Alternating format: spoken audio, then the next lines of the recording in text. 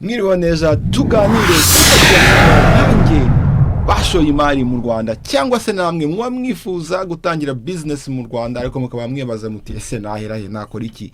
Natwe kandi twatangiye imishinga iwacu ikaba itaragenze neza, niyihe somo twakwiga mu byatubayeho. Twagiye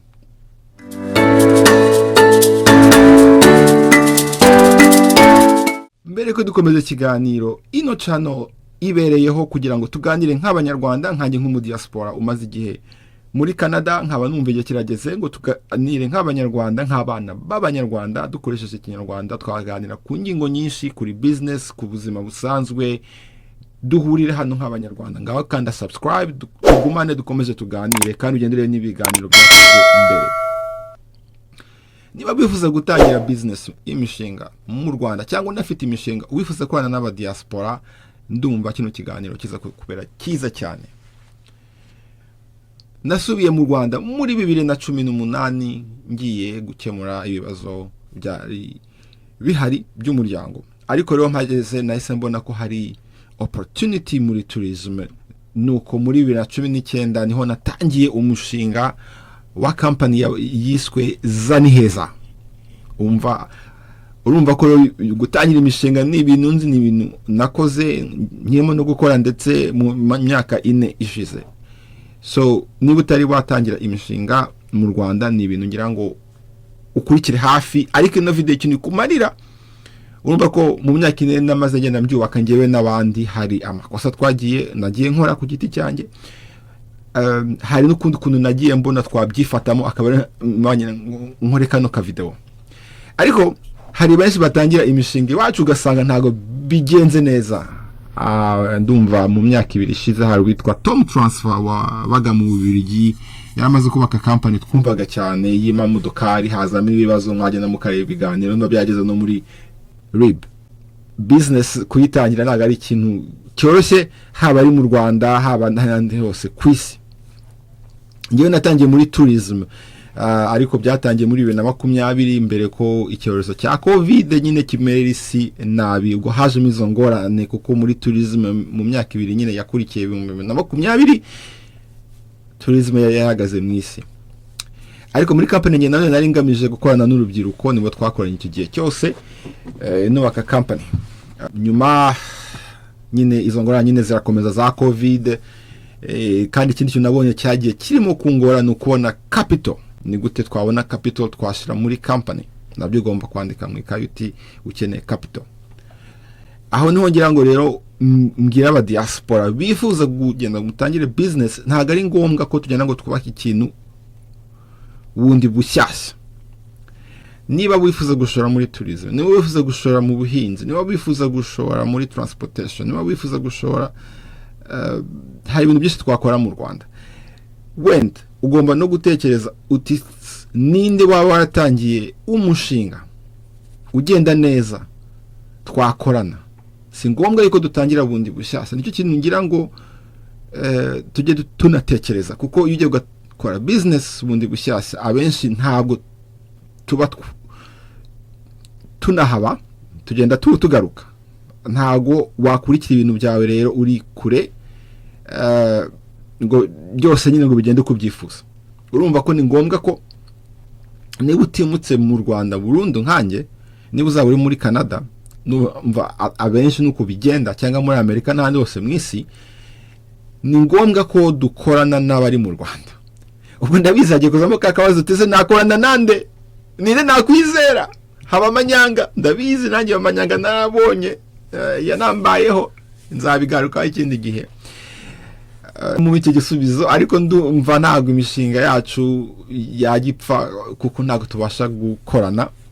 Niyo mpamvu nyine transparency irakenewe.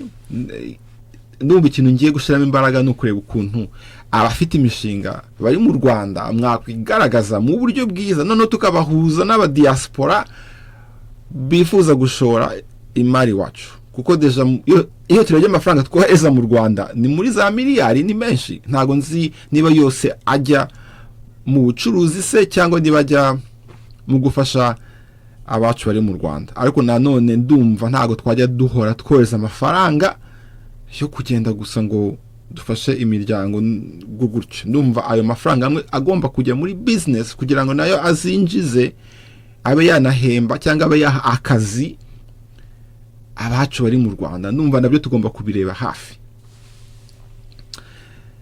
Ikiza rero noneho ndagira ngo mbabwire kiri mu Rwanda, ndimo kubona harimo kugenda hubakwa regulations nka Rwanda Financial Center, harimo kugenda hubaka regulations ku buryo ntabwo bahita bakwambura gutya.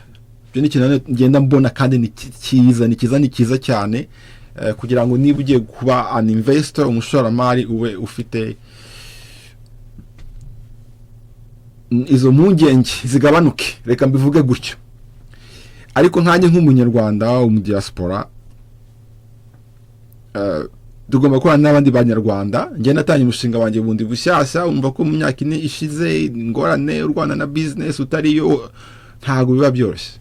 Ni ngombwa rero ko turebe ukuntu twakorana n'abandi kugira ngo ibintu byacu bigende bitera imbere.